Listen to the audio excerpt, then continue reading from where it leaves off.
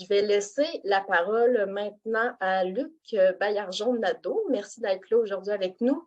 Il vient de LCL, Génie, Environnement et Développement durable. Je vais le laisser se présenter plus en détail. Donc, c'est lui qui va présenter là, notre conférence d'aujourd'hui, notre webinaire, l'empreinte carbone, par où commencer. Donc, merci Luc. Je vais interrompre mon partage pour que tu puisses mettre ta présentation. Super, bon, ben, bonjour tout le monde, je suis bien content d'être là aujourd'hui. Donc, au fond, on va parler de gaz à effet de serre ce matin. Donc, un sujet qui n'est pas toujours jojo, mais il faut en parler.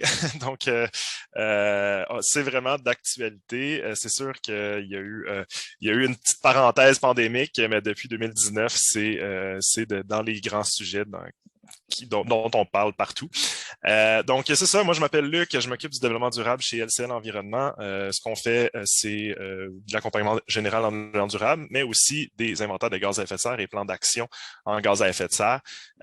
Donc, on fait vraiment des actions. On accompagne les entreprises, les municipalités, les organismes à faire le virage vers la lutte au changement climatique, parce qu'il y a beaucoup de choses qui devront être faites dans les prochaines années.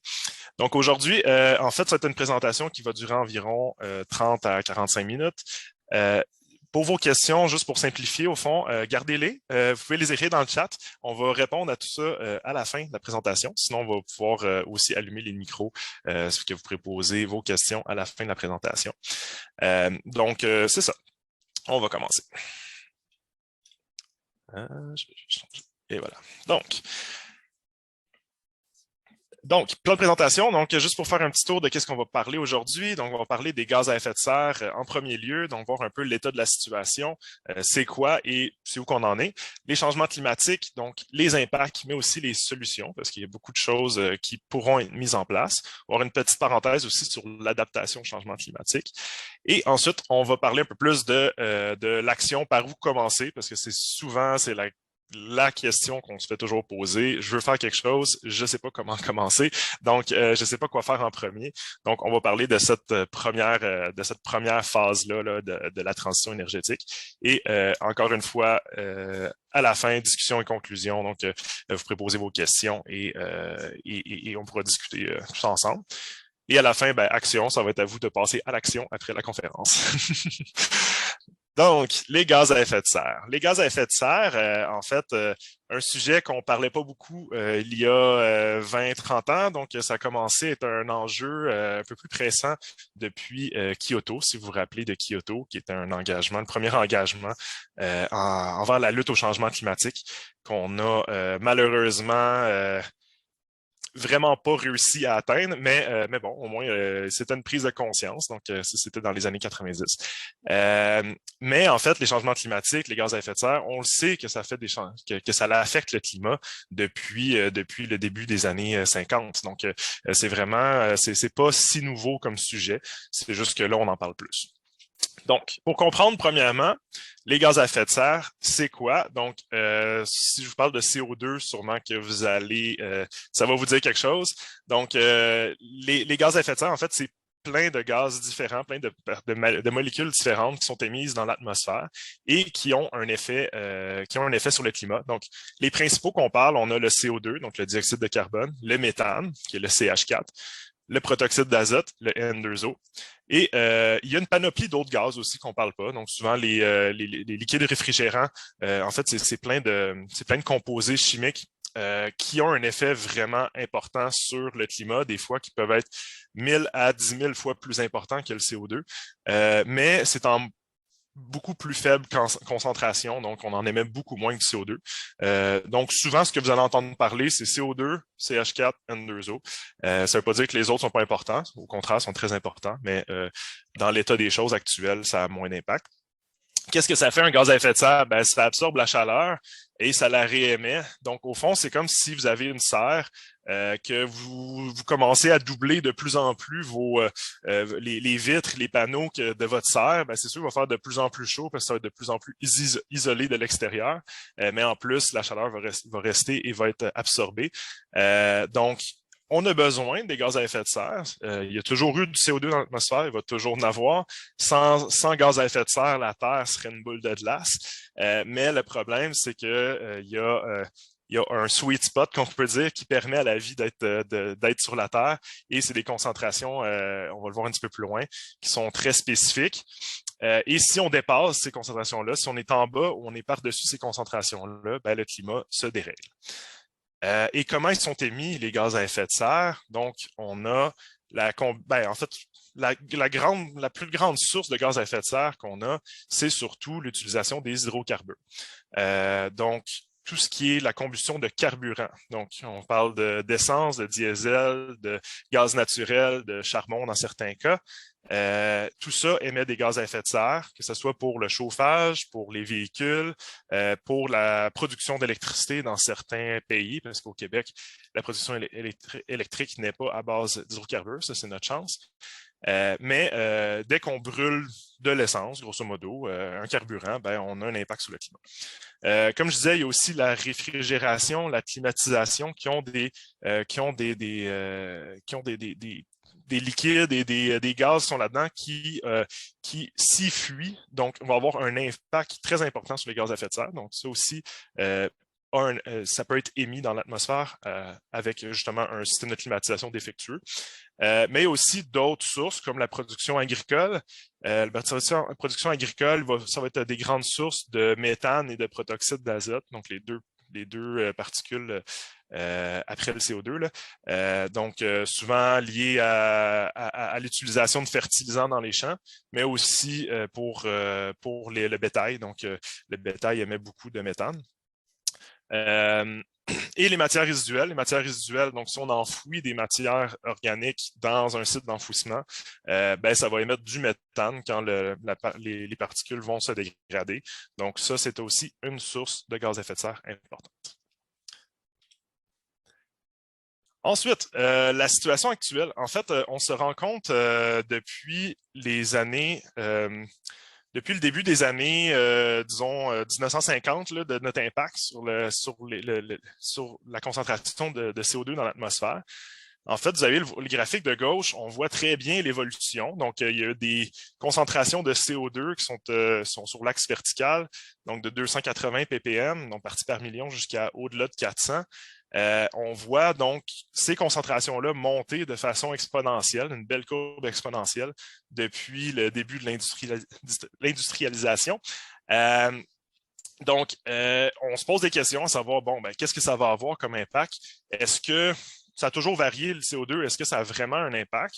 Là, on faut reculer un petit peu plus loin. Donc, si on regarde le graphique de droite, c'est grosso modo les concentrations de CO2 depuis le dernier million d'années.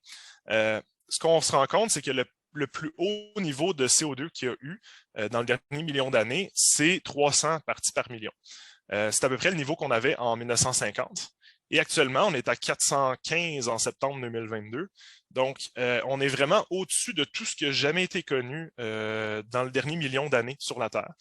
Donc, ça a un impact très important parce que si on mettait une corrélation de cette courbe-là de CO2 avec la température sur Terre, c'est une corrélation parfaite quasiment.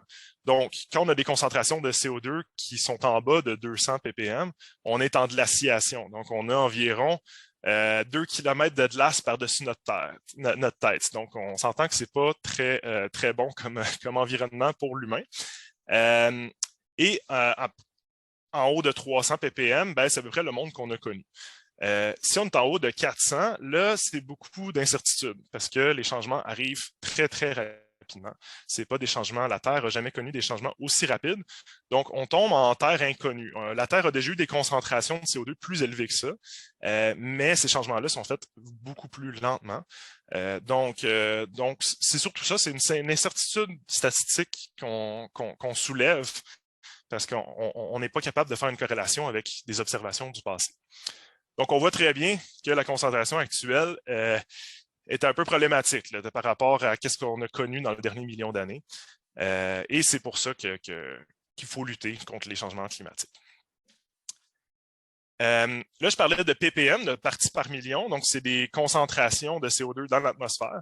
Mais à la base, quand on émet du CO2, des gaz à effet de serre, on parle souvent de tonnes. Donc, quand on émet 1 tonne de CO2, ça représente quoi? Ben, pour vous donner une idée, ça représente le quart d'une montgolfière. Donc, si vous émettez 4 tonnes de CO2, ce qui est à peu près un Québécois en VUS pour une année, c'est à peu près ça qu'il va émettre en roulant avec son véhicule, c'est 4 tonnes, donc il émet à peu près l'équivalent d'une montgolfière à chaque année. C'est aussi le volume d'eau qu'il y a dans 358 spas. Donc, juste pour vous donner une échelle. Et c'est, si on regarde à une échelle plus appliquée, ça représente justement un road trip entre Montréal et Vancouver en voiture à essence ou 10 fois aller-retour Montréal-Toronto. Donc, 1 tonne, c'est pas beaucoup parce qu'on en émet en moyenne par personne environ 15 tonnes de CO2 par année pour les Canadiens. Donc, on fait 15 fois le quart de montgolfière. Ça fait quand même beaucoup de CO2 par personne. Au Québec, on est bon, on va se le dire, mais on est les meilleurs des pires. Donc, l'Amérique du Nord, c'est dans les pires émetteurs de gaz à effet de serre par personne au monde, dont le Canada qui est dans les pires pays. Mais au Québec, on a de la chance. Pourquoi on est à 10 tonnes? La seule explication, c'est qu'on a l'hydroélectricité qui nous aide énormément. C'est pas qu'on est meilleur en environnement, etc. C'est juste qu'on a une belle source d'énergie on a un beau territoire qui a permis de développer cette électricité propre-là. Donc, en moyenne, au Québec, on émet 10 tonnes par personne de CO2, ce qui est quand même pas mal, on peut se le dire. Pour vous donner une échelle, si on regarde un pays européen comme la France, c'est 5 tonnes de CO2 par année. Donc, la moitié du Québec qui est le tiers d'un Canadien. Donc, c'est beaucoup moins de gaz à effet de serre.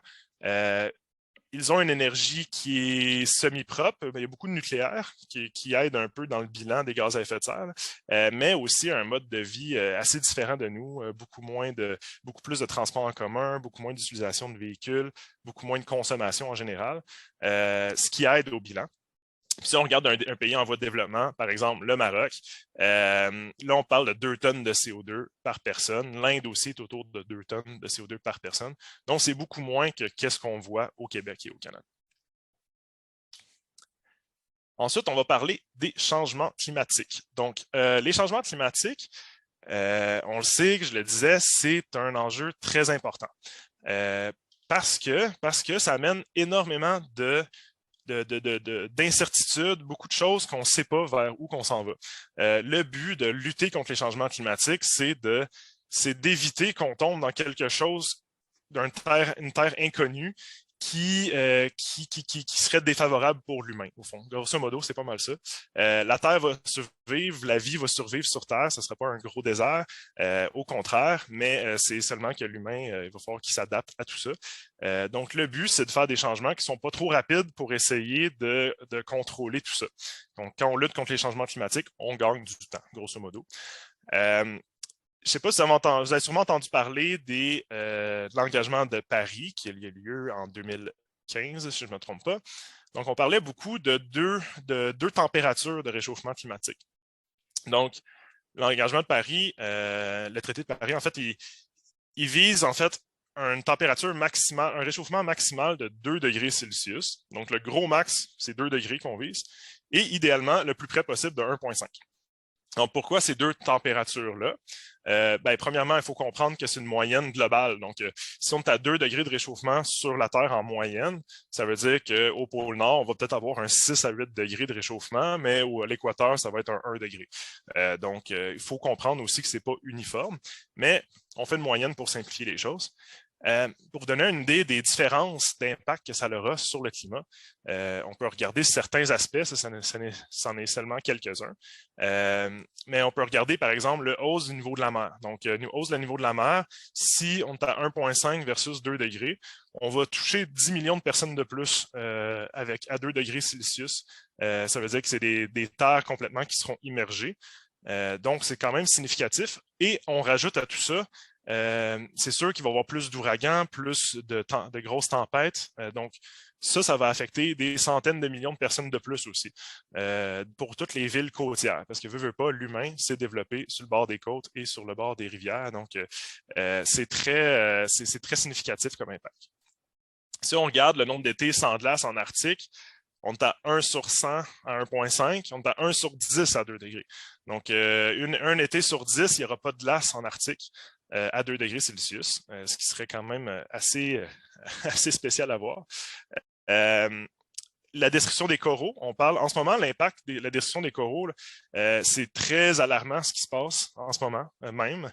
Donc, la destruction se fait, si vous avez déjà entendu parler des blanchiments des coraux, ben, c'est un phénomène qui est en cours. Donc, c'est les coraux, quand ils blanchissent, ils meurent, grosso modo, à cause que l'eau est trop chaude ou trop acide. C'est des maisons pour les poissons, pour tout l'écosystème aquatique qui sont détruits carrément. Donc, quand on parle à 1,5 degré, on a une destruction de 70 à 90% qui est modélisée, donc ce qui est déjà énorme. Puis à 2 degrés, bon, on s'approcherait d'une destruction totale parce que les coraux ne sont pas capables de s'adapter assez vite au changement climatique, malheureusement. Et pour les écosystèmes en général, ça a des impacts quand même très significatifs parce que, veut pas, la vie n'est pas capable de s'adapter assez rapidement. Les arbres n'ont pas le temps de migrer assez rapidement vers le nord parce que les changements sont trop rapides. Donc, il y a des risques de destruction quand même très significatifs de nos forêts. Donc, c'est un portrait qui est quand même pas très positif, mais bon, il faut être conscient de tout ça. Si on regarde plus à une échelle pour les organismes, les villes, les entreprises, en fait, vous allez voir aussi quand je vais parler là, un petit peu plus spécifiquement des entreprises, des organismes, des villes, tout ça, c'est applicable à chacun. Hein. C'est transposable. Il y a beaucoup de choses qui sont transposables. Une ville ne veut pas, c'est comme gérer une entreprise d'une certaine façon. Les organismes aussi. Et il y a beaucoup de choses qui peuvent être transposées d'un à l'autre. Les municipalités, c'est sûr qu'ils ont, tous les enjeux citoyens en plus. Donc, ça, c'est une autre chose. Mais si on regarde d'une façon plus globale, quelques impacts, comme je disais, c'est que ce que ça va amener, les changements climatiques, c'est de l'instabilité. C'est des choses, on l'a beaucoup vu avec la pandémie, des choses qu'on prend pour acquis, qu'on dit que bon, ben, moi, je fais un produit, donc dans ma chaîne d'approvisionnement, j'attends un produit, une matière première qui rentre, je la transforme et je la vends. Ben, tout ça, ça va être plus compliqué. Veux pas. Donc, ce qu'on voit, c'est une volatilité des coûts d'énergie qui va arriver. Donc, on va avoir des coûts d'énergie, surtout d'hydrocarbures, qui vont varier énormément à cause des changements climatiques. L'agriculture, ça va être très difficile parce qu'on va avoir des étés plus chauds, donc plus de sécheresse, plus de feux de forêt, plus d'inondations, donc des sols qui vont être lessivés plus fréquemment. Donc, côté alimentaire, ça va être plus difficile. Et on s'entend, ben, c'est une grosse part de notre économie, mais aussi, c'est la base de la vie, là, manger. Donc, ça, c'est très important. Comme je disais, une chaîne d'approvisionnement qui est déréglée.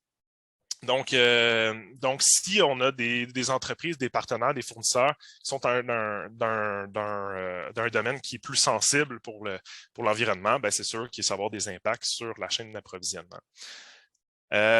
L'intégrité du milieu de travail, productivité, ben, juste pour donner un exemple, s'il y a une canicule, un entrepreneur de construction, sa main-d'œuvre ne fera pas travailler, donc ça sera vraiment plus difficile de ce côté-là.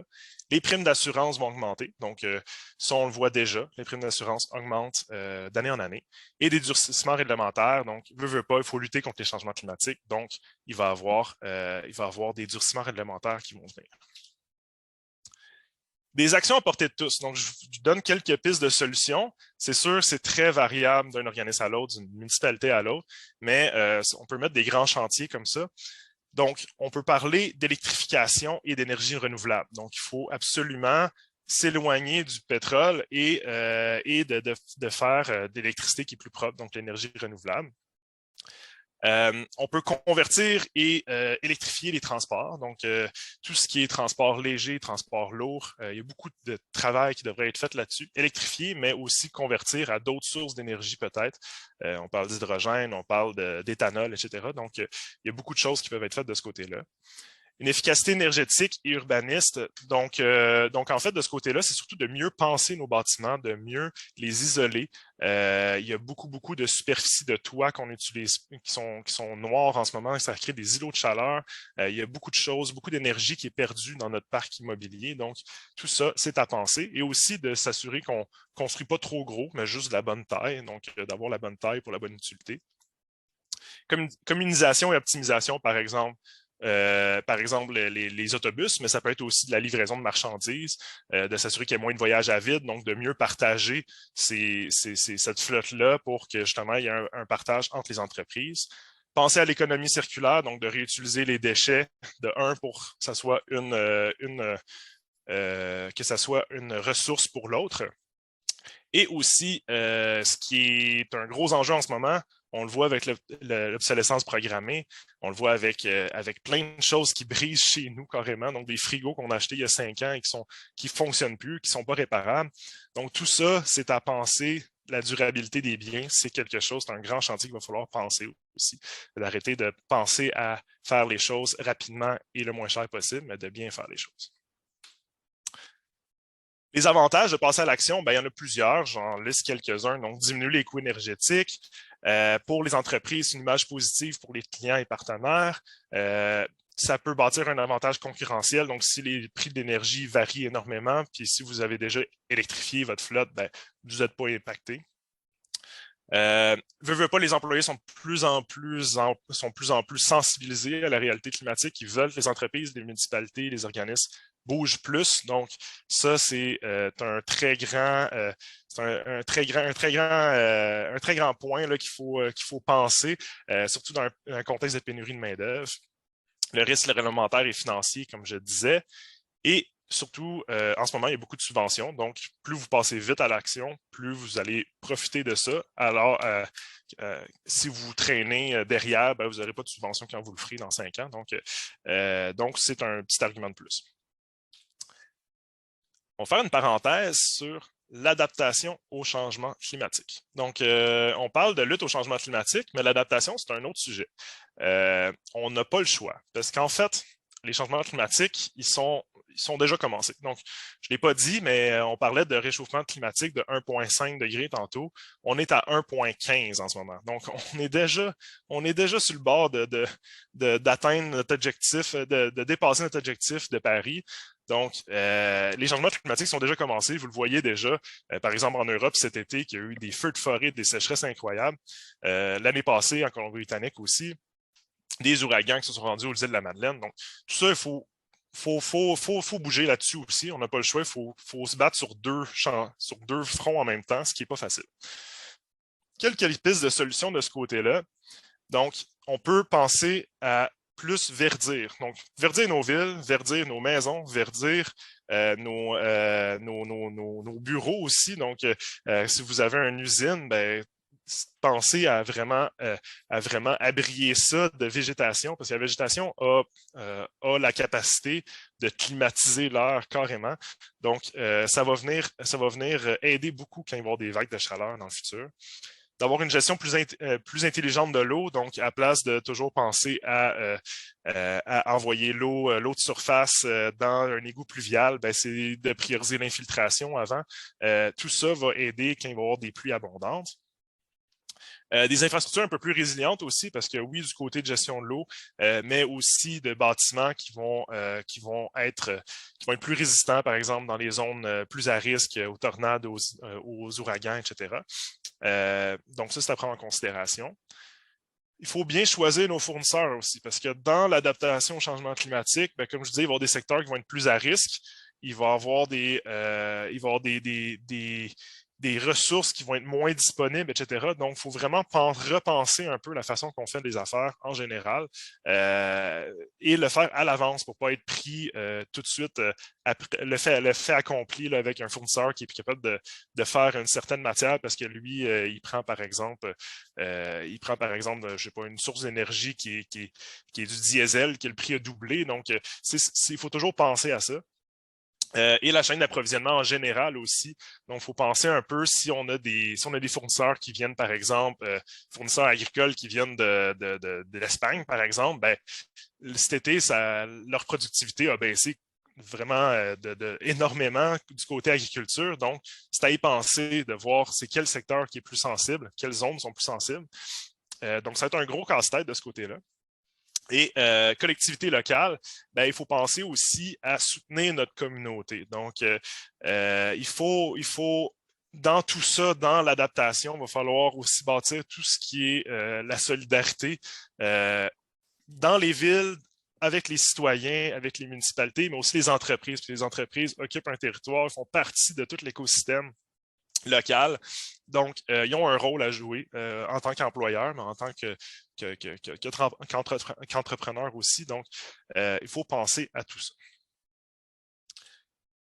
Et ben, l'adaptation, comme je disais, on n'a pas le choix de le faire, mais c'est toujours mieux de lutter en premier lieu. C'est un peu comme quand on est malade, ben, t'es toujours mieux de prévenir avant pour être sûr de ne pas être malade, premièrement.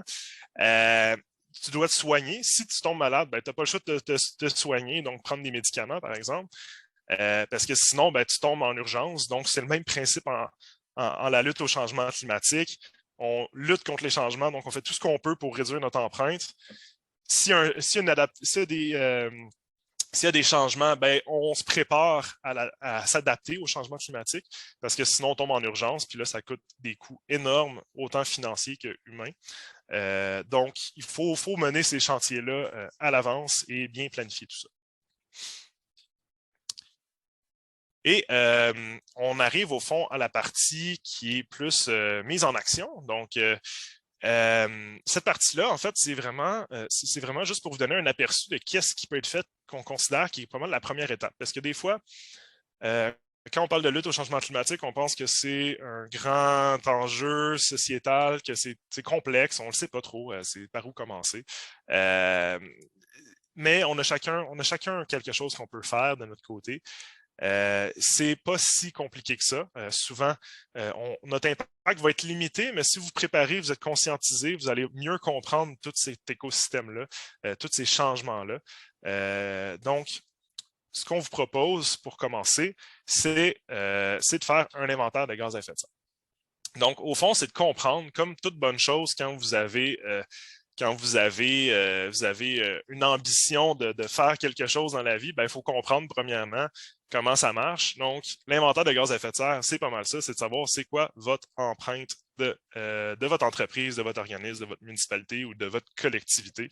Donc, vraiment de comprendre tout ça, c'est quoi réellement les enjeux. Ensuite, quand on a toutes les données, qu'on a un portrait carbone, on peut penser au plan d'action, donc comment on les réduit. Ensuite, on met en place des projets et on vise des cibles d'objectifs de réduction. Et au final, on peut penser peut-être à de la compensation pour ce qui ne peut pas être réduit à court terme. Donc, on va passer chacune des étapes juste pour vous donner une idée du processus. Donc, un inventaire de gaz à effet de serre ou un bilan carbone, peut-être vous avez déjà entendu. En fait, un inventaire de gaz à effet de serre, grosso modo, c'est d'identifier les principales sources de gaz à effet de serre puis de quantifier les émissions. Donc, combien de CO2 vous émettez en tant qu'entreprise.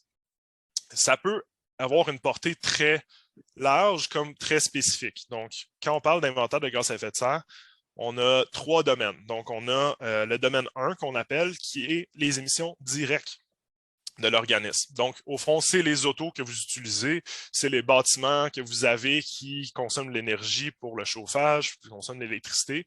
Donc, c'est vraiment ce qui est dans le cadre de votre entreprise. Les domaines 2, c'est spécifiquement pour l'électricité au Québec. Il n'y a pas vraiment d'autres émissions, mais c'est l'électricité de vos bâtiments. Donc, l'électricité du bâtiment, pourquoi? C'est pas dans les émissions directes, parce que c'est pas votre entreprise qui émet les gaz à effet de serre, c'est Hydro-Québec qui émet les gaz à effet de serre. Ils sont très faibles, mais c'est mis dans une catégorie à part. Et le domaine 3, là, on est vraiment dans quelque chose de très, très large, qui est toutes les émissions indirectes. Donc là, on peut aller voir, bon, ben, vos employés, quand ils prennent leur propre véhicule pour aller à des rencontres d'affaires ou aller faire des visites sur le terrain, des choses comme ça. Les employés, quand ils font leur domicile travail aussi, donc aller au travail. On a toute la chaîne d'approvisionnement, donc vos livraisons, toutes les importations que vous avez. On peut aller voir les matières résiduelles, on peut aller voir un paquet de choses, mais il faut tracer une ligne à un moment donné. Donc, il faut voir la pertinence. Tout ça, le but de l'inventaire gaz à effet de serre au début, c'est qu'on regarde la pertinence de voir jusqu'à où vous voulez aller, puis on trace une ligne. Une fois qu'on a identifié tout ça, ben, on va transposer ça en GES. Donc, on va regarder, par exemple, le transport. On va avoir des consommations d'essence, donc des litres d'essence, par exemple, pour un véhicule. Ben, on a, selon les normes internationales, des facteurs d'émission. Donc, on sait que quand on brûle 1 litre d'essence, ça émet 2,3 kg de CO2, par exemple. Donc là, on va avoir des émissions de gaz à effet de serre pour ce véhicule-là et pour toute la flotte de véhicules, ce qui donne des tonnes de CO2. Et ensuite, ben, on peut faire ça pour chacune des sources d'émissions. Donc là, on va passer au bâtiment, on va passer à l'électricité, on va passer aux émissions indirectes aussi. Donc, c'est ça. C'est ça un inventaire de gaz à effet de serre, c'est d'avoir un beau portrait détaillé de toutes vos émissions en entreprise, en municipalité. Une petite parenthèse pour les municipalités, il y a 2 inventaires de gaz à effet de serre qui est possible de faire. Un inventaire corporatif qui est en fait qui est vos activités de la municipalité avec un grand M, on peut dire, donc vraiment vos bâtiments, vos véhicules, etc. Et l'inventaire collectif. L'inventaire collectif, là, on regarde tous les citoyens. Donc là, c'est une évaluation qui est souvent plus globale. Donc, on regarde plus avec des statistiques justement de la SAQ, des statistiques des MRC, etc. Mais ça donne un beau portrait un peu des émissions de gaz à effet de serre de l'ensemble de la collectivité, donc de l'ensemble des citoyens. Ensuite, une fois qu'on a le portrait, qu'on sait que bon, on émet, par exemple, centaines de CO2 par année, ben, il faut penser aux actions qu'on peut faire. Donc là, on prend le spectre de voir c'est quoi les émissions de gaz à effet de serre, quelle action va avoir le plus d'impact sur notre bilan de gaz à effet de serre en premier lieu. Donc, on regarde les actions payantes au début. Donc, par exemple, si votre entreprise a beaucoup de véhicules, puis la moitié de vos émissions de gaz à effet de serre, c'est lié au transport, bon, on va s'attaquer au transport, voir est-ce que c'est possible d'électrifier, est-ce que c'est possible d'optimiser, de communiser, etc. Donc, le but, c'est de voir, oui, des actions à court terme, mais aussi à long terme, puis essayer de penser à qu'est-ce qui va s'en venir dans le futur de ce côté-là. Et en fait, il faut se fixer un échéancier, un budget, etc. Donc, des étapes de chacun des projets. Et comme ça, essayer de réduire le maximum nos émissions de gaz à effet de serre et de faire un suivi annuel très important, de faire le suivi à chaque année.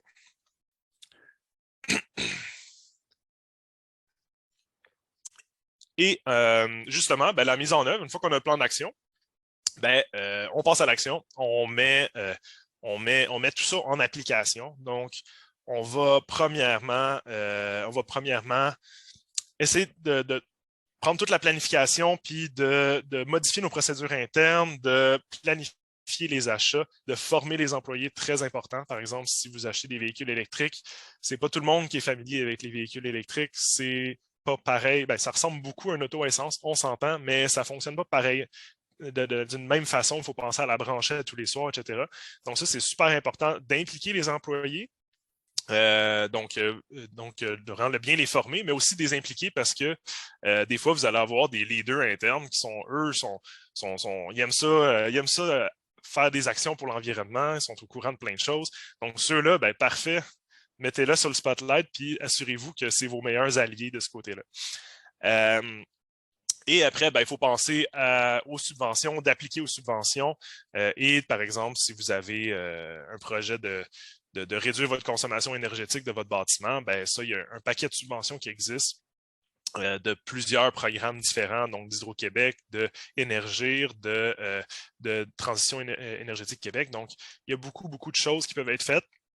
Et de bien vous entourer aussi d'experts à travers tout ça. Donc, il y a plein d'experts en efficacité énergétique, en électrification. Donc, ces gens-là sont là pour vous aider. Et comme je disais, ben, il faut faire le suivi à chaque année. Donc, s'assurer que le plan d'action avance que les actions sont bien mises en œuvre et qui sont aussi vérifiables à chaque année, donc pour vérifier la performance. Aussi, je ne l'ai pas mis là-dedans, mais dans la mise en œuvre, il faut aussi penser à des objectifs. Donc, quand on fait notre plan d'action de réduction de gaz à effet de serre, c'est quand même très important de penser à se fixer un objectif. Donc, de dire, d'ici 2030, je vais réduire de tant de pourcents mes émissions de gaz à effet de serre ou par unité. Là. Par exemple, si vous êtes, je sais pas, un producteur un producteur d'un objet en particulier, ben vous dites, ben moi, je veux que mon objet par objet que les émissions de gaz à effet de serre baissent. Donc, ça peut être ça aussi parce que des fois, dans un contexte que votre entreprise grossit ou que vous avez de plus en plus d'employés, c'est sûr que vos émissions vont monter. Donc, il faut remettre ça sur une base plus relative à ce moment-là. Mais fixez-vous des objectifs, ça va vous motiver tout le long. Et aussi, il faut penser que les objectifs de réduction de gaz à effet de serre du Canada, on parle de 40 à 45 de réduction d'ici 2030 et carboneutralité d'ici 2050. Donc, essayez de vous enligner là-dessus, autant les entreprises que les municipalités. C'est un bon point de départ. Et ensuite, vous pouvez viser des programmes de reconnaissance. Donc, il y en a un paquet. Je vous présente, nous, on a un programme de reconnaissance interne de LCL Environnement pour la carboneutralité. Mais il y en a beaucoup d'autres, des programmes. Donc, le but, c'est pas de vous limiter. Là. Au fond, c'est seulement pour officialiser votre statut. Donc, vraiment, de vous assurer que oui, vous avez bien fait les choses, que vous êtes dans une démarche de réduire vos émissions. Vous avez un plan d'action. Vous mettez en œuvre des actions aussi, des projets. Puis, c'est possible de devenir carboneutre en compensant les émissions. On s'entend que la compensation, on ne pourrait pas avoir visé la compensation pour tout le monde dans toutes les situations, mais ça fait partie du bouquet de solutions dans une optique de réduire à la source en premier lieu. Donc, la certification carboneuse, ce qu'elle permet, c'est justement de faire votre inventaire de gaz à effet de serre, faire le plan d'action et de compenser les émissions excédentaires avec différents programmes. Ça peut être la plantation d'arbres, ça peut être des programmes d'efficacité énergétique, d'énergie renouvelable, de protection du territoire. Donc, il y a plein de possibilités du côté des crédits carbone. Ça, on guide les entreprises, les municipalités d'en choisir. Nous, de notre côté, on ne vend pas de crédit carbone, mais le but, c'est de vous aider dans tout ce processus. Donc, je ne sais pas si je suis dans les temps, mais ça mettrait fin à la conférence. Je vais peut-être aller un peu vite, donc n'hésitez pas à poser des questions, soit dans le chat, soit allumez votre micro, levez la main avant, là, puis on vous donnera parole. Et puis, c'est ça, j'espère que vous avez apprécié. N'hésitez pas aussi à me contacter après par courriel ou par téléphone.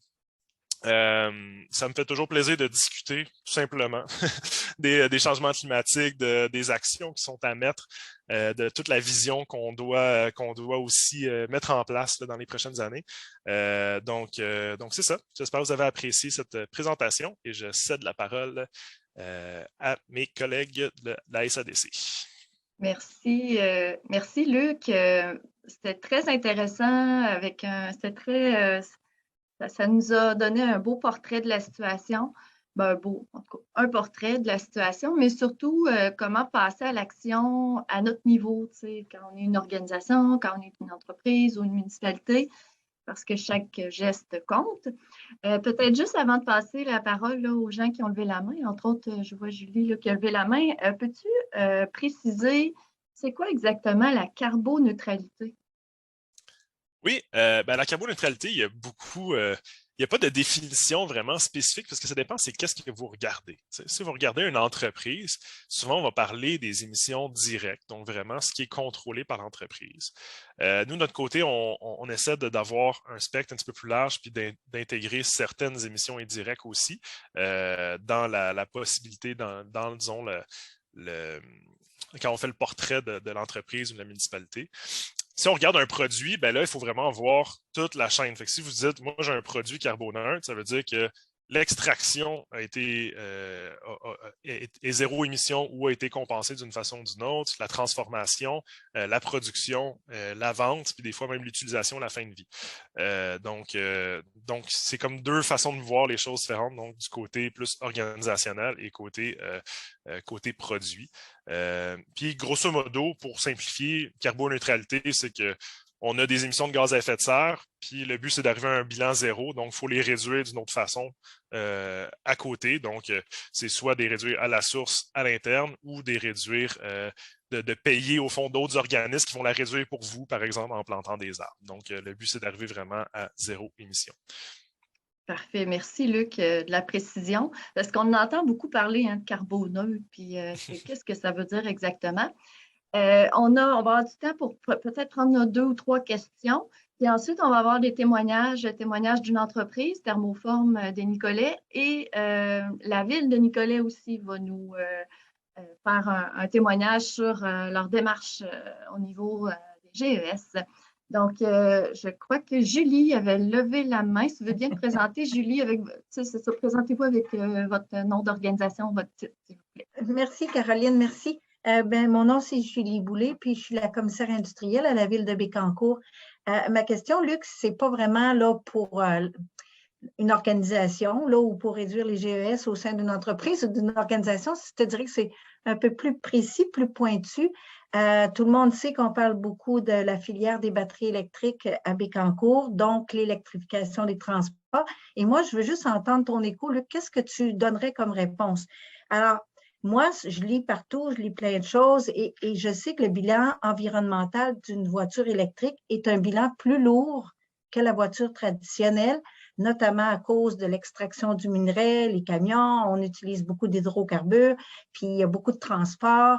Alors, le bilan environnemental est plus lourd pour la voiture électrique, sans compter que l'extraction de ces minerais-là provoque ou conduit à beaucoup de déchets, notamment pour le lithium. Là, on parle ici juste à Bécancour à peu près de 200 000 tonnes de déchets par année pour aller chercher 5 % à peu près de la matière brute qui va produire du lithium. Alors, moi, je veux bien, là, puis je dis pas ça à la place publique, mais j'essaie, moi, c'est une question peut-être même plus personnelle. On répond quoi aux gens? Et c'est quoi finalement, pourquoi on mise tant sur, je sais qu'on a de l'hydroélectricité à un coût abordable, qui est zéro gaz à émission de serre, ça, je sais tout ça, là, mais en bout de ligne, l'électrification des transports, c'est pas non plus positif à tous les niveaux. Alors, tu réponds quoi, Luc, à ça? Oui, au fond, premièrement, c'est sûr qu'il faut reconnaître là, que oui, faire une auto électrique émet plus de gaz à effet de serre, a plus d'impact environnemental à la production. Par contre, souvent, ce qu'on oublie, c'est que quand on a une auto à essence, en comparaison, tout au long de sa vie, elle va peut-être brûler 20 000 litres d'essence qui viennent des sables bitumineux en ce moment, en grande partie. Donc, c'est des tonnes et des tonnes et des tonnes de sable bitumineux et d'énergie qui a été utilisée juste pour extraire aussi cette matière-là.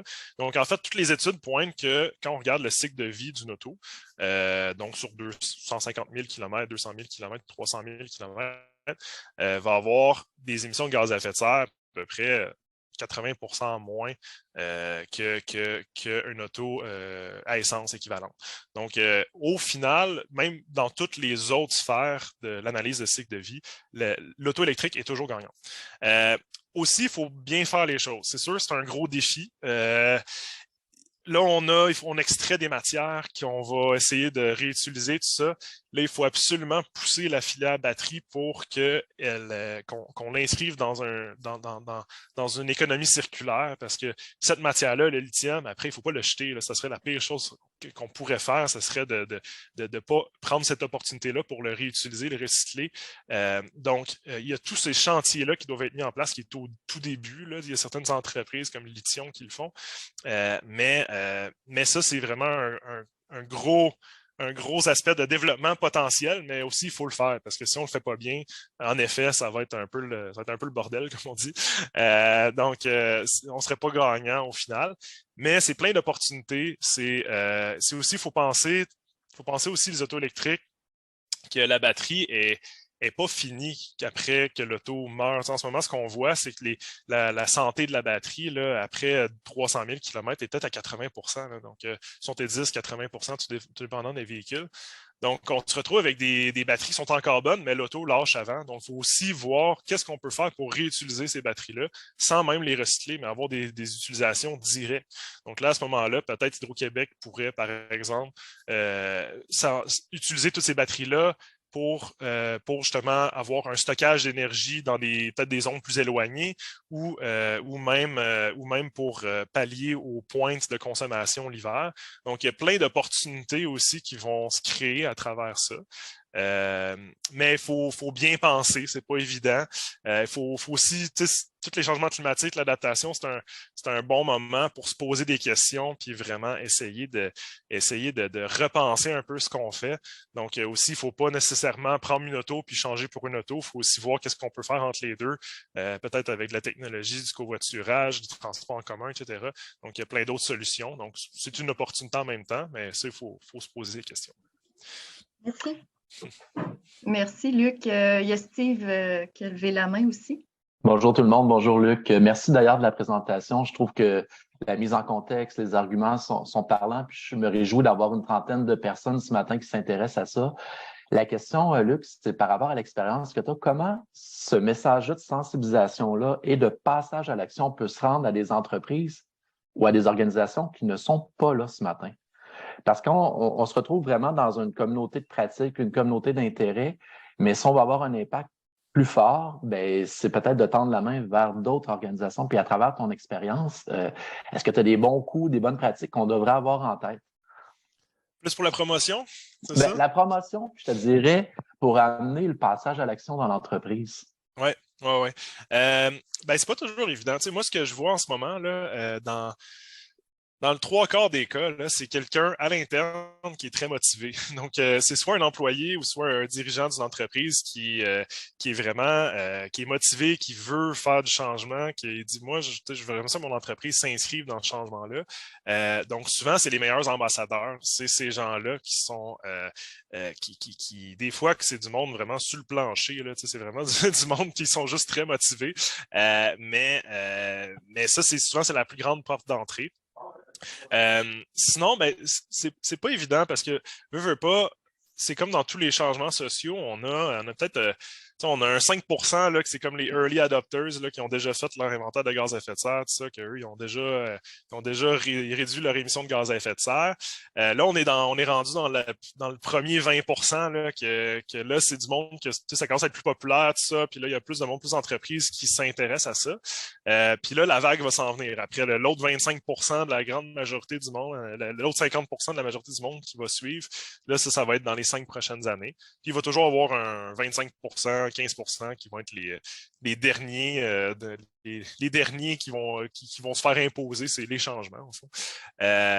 Mais c'est ça, je pense qu'il faut parler beaucoup des avantages, de voir un peu, on le voit là en ce moment, là, les entreprises avec le prix du diesel, les entreprises qui sont très dépendants du carburant, ils ont souffert pas mal plus là, avec l'inflation, contrairement à des entreprises qui ont déjà des voitures électriques. Ça ne change pas grand-chose pour eux en ce moment, le prix de l'essence. Donc, c'est de démontrer ces avantages-là, d'en parler. Je pense que c'est super important. C'est de démontrer justement qu'il va y avoir des avantages. C'est pas juste de la bonne conscience. Là. C'est vraiment un bon processus. Mais c'est pas évident, je vais te le donner, Steve. C'est pas évident de rejoindre du monde sur ce sujet-là. Mais je pense qu'on va en parler de plus en plus. La pandémie disons, ralenti les ardeurs, là, mais en 2019, moi, je voyais la vague là, qui s'en venait. J'ai dit, OK, on change le monde. C'est là que ça se passe, mais finalement, bon, ça s'est pas passé. Mais je sens que ça relève là, en ce moment, là, justement. OK. Merci. Merci, Luc. Merci, Steve, pour la question. D'ailleurs, en parlant de personnes motivées, tu en parlais tout à l'heure, Luc, effectivement, nous, on le voit dans nos accompagnements en développement durable ou sur différentes thématiques en éco-responsabilité.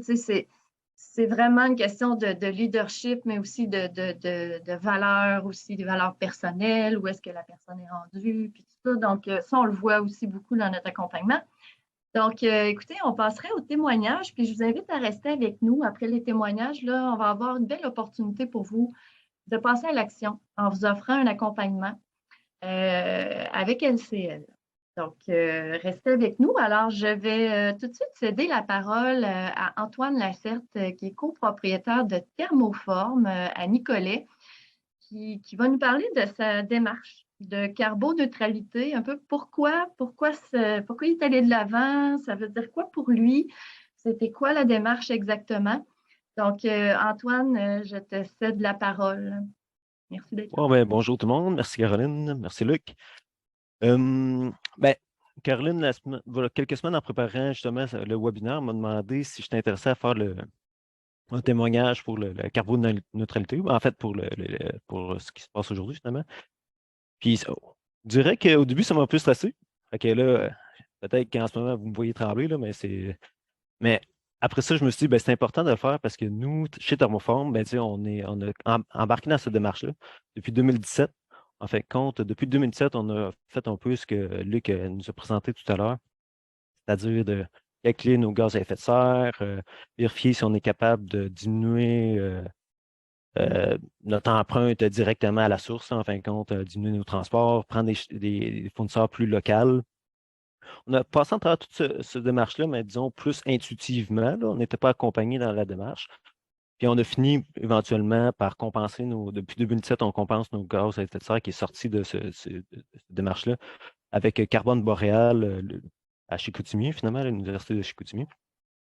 Puis ce qui a commencé cette démarche-là chez Thermoform, en compte, c'est notre présidente, là, un peu comme Luc disait, là, qu'à un moment donné, ça vient de quelqu'un, soit à la direction ou quelqu'un à l'interne qui est motivé. Puis notre présidente, il me semble que c'est ça en 2017, à l'automne 2017, il y a eu un événement climatique là, catastrophique. Je me souviens plus exactement de quoi l'événement, mais Colette, notre présidente, elle s'est dit, oh, là, c'est vrai, là, il se passe quelque chose, il faut faire quelque chose. Puis on a cherché, on a regardé, puis finalement, ce qu'on s'est dit, c'est que notre plan d'action, là, finalement, oui, c'est de compenser nos gaz à effet de serre, mais aussi c'est dans toutes nos décisions au quotidien, on garde toujours ça en tête. Là. En fin de compte, toutes nos matières premières qu'on peut prendre locales, on le fait. Ici, chez Thermoform, on est chanceux. Là, nous, en fin de compte, j'ai peut-être sauté l'introduction sur qui on était, Thermoform. Là. On est un fabricant de portes d'armoire de cuisine. En fin de compte, là, on fabrique des portes d'armoire de cuisine pour les ébénistes, pour les cuisinistes là, au Québec. Puis on est quand même chanceux dans notre industrie. On n'est pas dans le processus lourd, on n'utilise pas de gaz ou quoi que ce soit. Là, on est vraiment à 100% électrique. Alors, de ce côté-là, là, on a un avantage, là, disons, par rapport à certains domaines. Mais là, où est-ce que je m'en allais avec ça? J'ai perdu le fil. Mais bon, au final, c'est qu'on a décidé. Ah oui, c'est ça. C'est qu'on est chanceux parce que, oui, on n'a pas beaucoup de gaz à faire, à effet de serre à éliminer, à compenser. Mais au quotidien, on prend des décisions comme on n'a plus de verre de plastique jetable ici. On n'a rien de jetable, là, en fin de compte. Ou dans les cuisines, les bouteilles d'eau, c'est éliminé. On a toutes des fontaines à eau filtrée directement sur l'eau de la ville.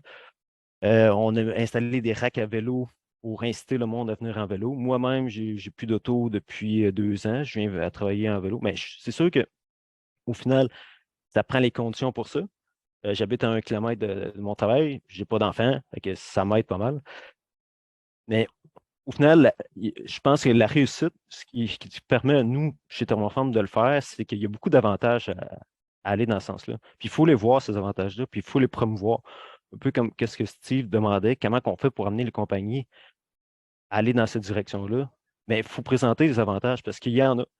Il y a des avantages économiques, il y a des avantages culturels. Au point de vue, comme on disait, les employés, ils aiment ça s'associer à une entreprise qui est verte.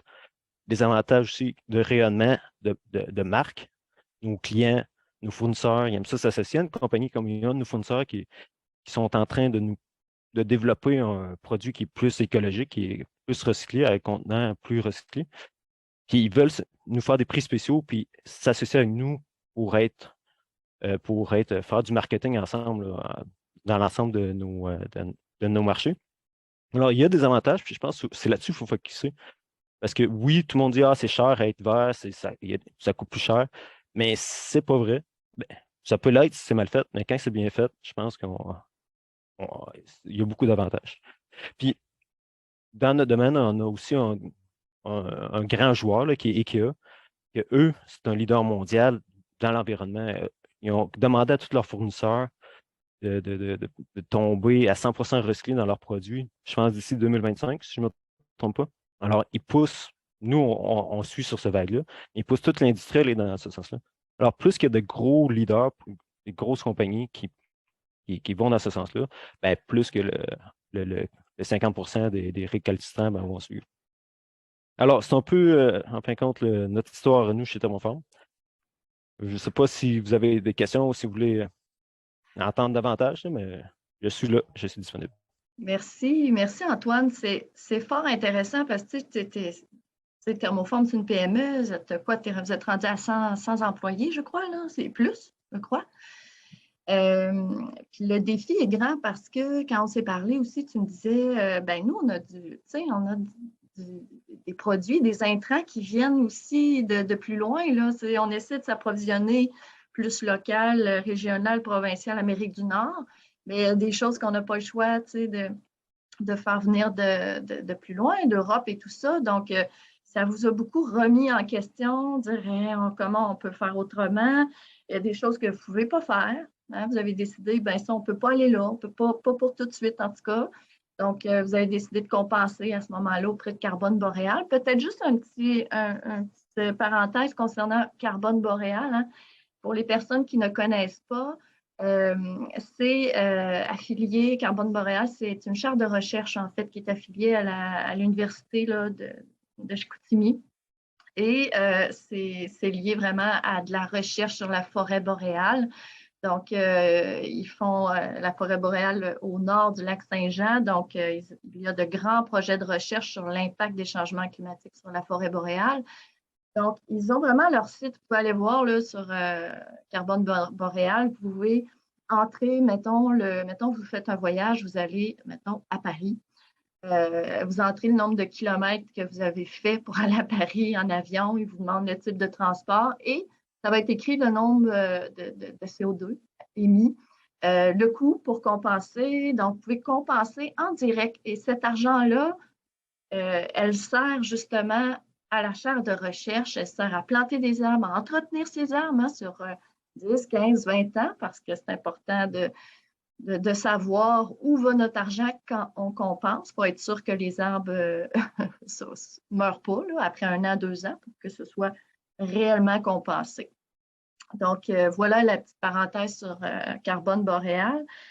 Et puis, moi, je souhaite vraiment saluer la vision, Antoine, parce que pour une PME, il n'y en a pas beaucoup.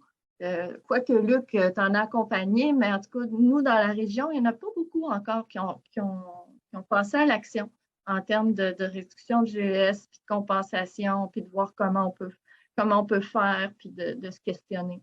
Donc, bravo. Peut-être une question. Merci. Est-ce qu'il y a quelqu'un qui aurait une question? On aurait le temps pour une question. Ensuite, on va passer à la ville de Nicolet. Donc, oui. J'ai le goût d'en poser une question. Attendez-moi 2 secondes, je vais vous montrer ma face. Vas-y, Maria.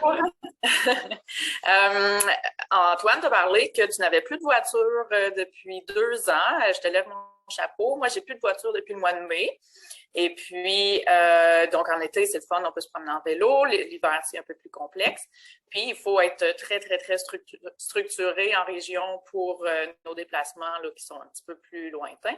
Donc, j'étais curieuse de savoir, toi, comment tu t'organises pour tes déplacements à l'extérieur de Nicolette quand tu n'es pas à vélo? Ah ouais, je triche un peu, là. J'ai une blonde qui a un char, par contre. Là. OK. Ouais. Donc, une voiture à 2, c'est quand même bon. Ouais, c'est ça. Mais moi, personnellement, j'en ai plus à mon nom, puis je viens toujours travailler en vélo. Puis l'hiver, petite parenthèse, là, même j'ai un vélo en fat bike électrique. Là. Alors, je me promène en voiture électrique l'hiver. En vélo électrique. Oui, OK, parfait. C'est ça.